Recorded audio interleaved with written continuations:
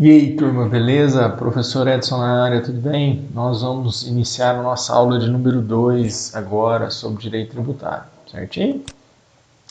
O que nós vamos trabalhar em direito tributário na nossa aula 2? Nós vamos trabalhar um negócio que chama limitação do poder de tributar.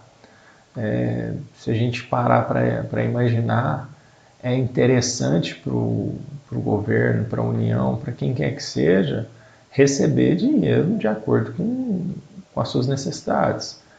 Nós, enquanto pessoas, eu ia adorar ter uma fonte vitalícia de dinheiro, independente de que eu preste algum serviço ou não.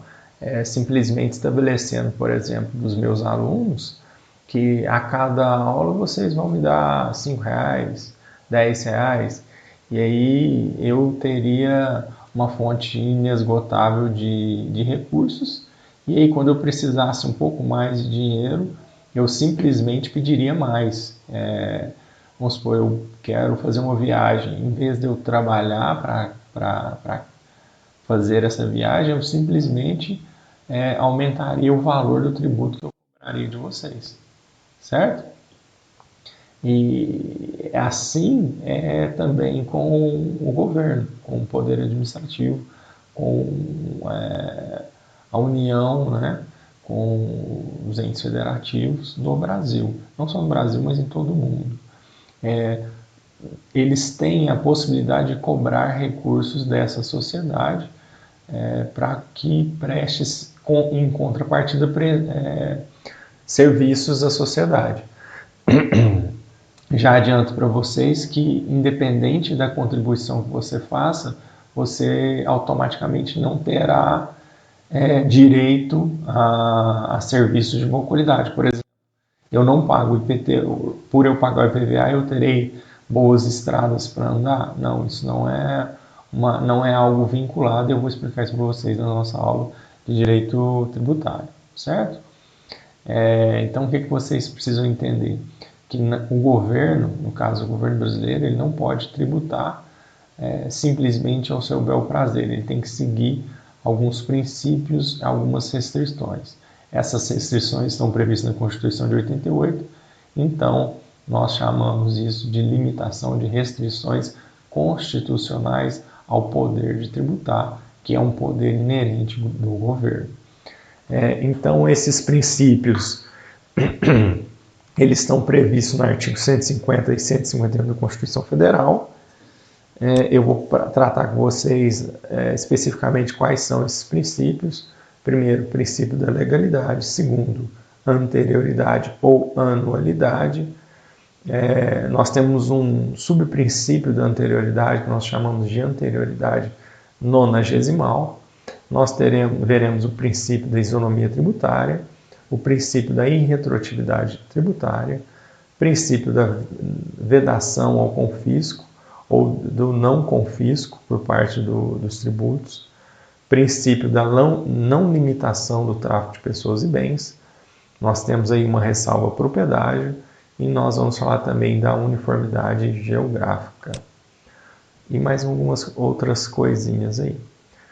Nós temos o artigo 150, a base legal do princípio, a base, vamos chamar, a base primária do princípio da legalidade, que explica que sem o prejuízo de outras garantias é vedado, ou seja, é proibido a União, Estados, o Distrito Federal e município exigir ou aumentar tributos sem lei que o estabeleça, certo? O princípio da legalidade tributária ele ainda explica que precisa seguir a regra da lei ordinária, que é o veículo normativo hábil a instituir o tributo. Então, a lei que institui o aumento do tributo é, em tese, em regra, a legislação ordinária, certo? E essa legislação não precisa ou não prescinde de um quórum privilegiado de votantes. Ela não precisa das mesmas formalidades, por exemplo, de uma PEC, de um projeto de emenda à Constituição, certinho? Quanto à legalidade, ela é a regra, mas o próprio artigo 97 já coloca algumas ressalvas.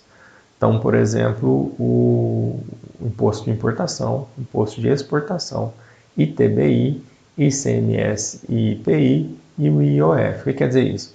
Em regra, para você criar ou aumentar tributos, você precisa que esse aumento, que essa criação seja feita por lei. Só que a lei, a própria Constituição e o Código Tributário Nacional faz uma ressalva para alguns tributos específicos, como imposto de importação e exportação. Por quê? É como se fosse uma reserva de mercado. Vamos supor que determinado produto vindo de outro país, vindo da China, um preço muito barato poderia acabar com a indústria brasileira daquele produto. E o que o governo faz? Ele cria ou aumenta o imposto de importação sobre determinado produto para meio que proteger as fábricas nacionais daquele produto, certo? Então, nós temos tributos que eles são regulatórios de mercado, entre eles o IPI, o imposto de importação, de exportação, o ITBI e o IOF, certo? Sobre o princípio da legalidade, ele está previsto no artigo 150, princípio da anterioridade ou anualidade. O que quer dizer esse princípio? Que o tributo instituído ou criado hoje, em regra, ele só poderá ter seus efeitos, cumprir seus efeitos no próximo ano calendário, no próximo exercício. Então, o tributo criado ou aumentado hoje, seguindo essa regra geral do artigo 150, inciso 3b, só pode ser cobrado no contribuinte em 2021, certo?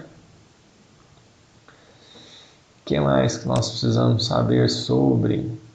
Nós temos o princípio também da anterioridade nonagesimal. O que quer dizer esse princípio?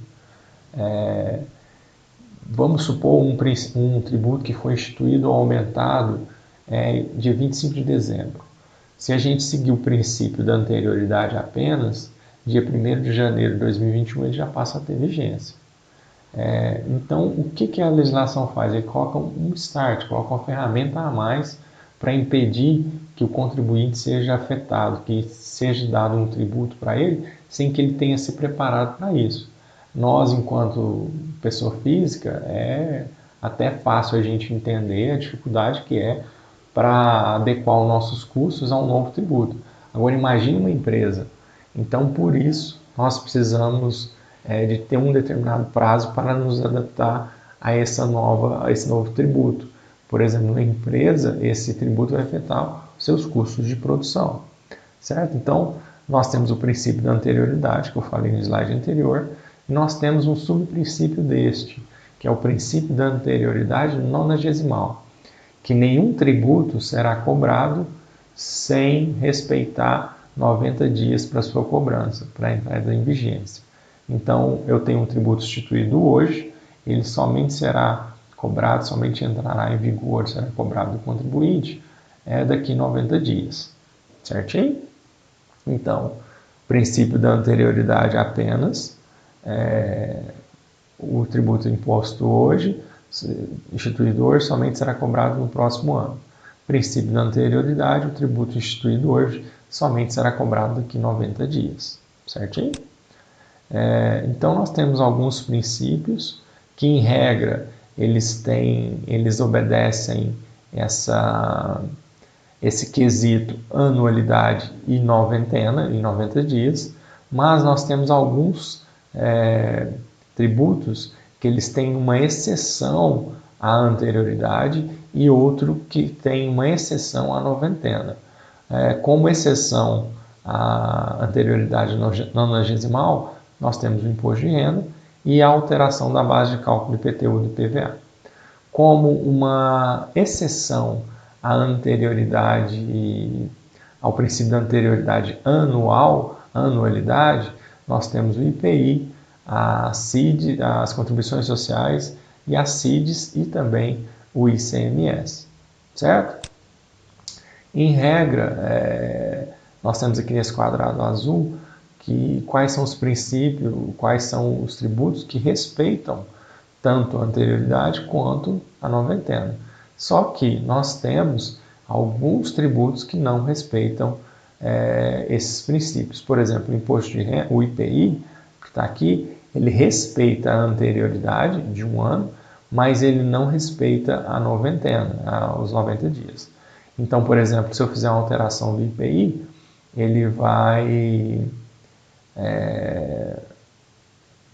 vai ser cobrado já daqui 90 dias.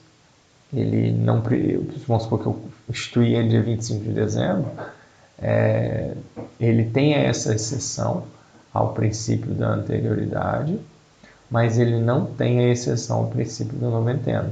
Então, eu vou ter que cobrar ele somente em 2021. Só que se ele for instituído 25 de dezembro, eu vou ter que esperar transcorrer 90 dias. Então, o IPI é um caso disso.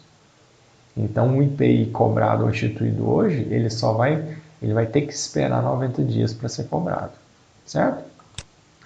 O mesmo, em contrapartida, acontece com o imposto de renda.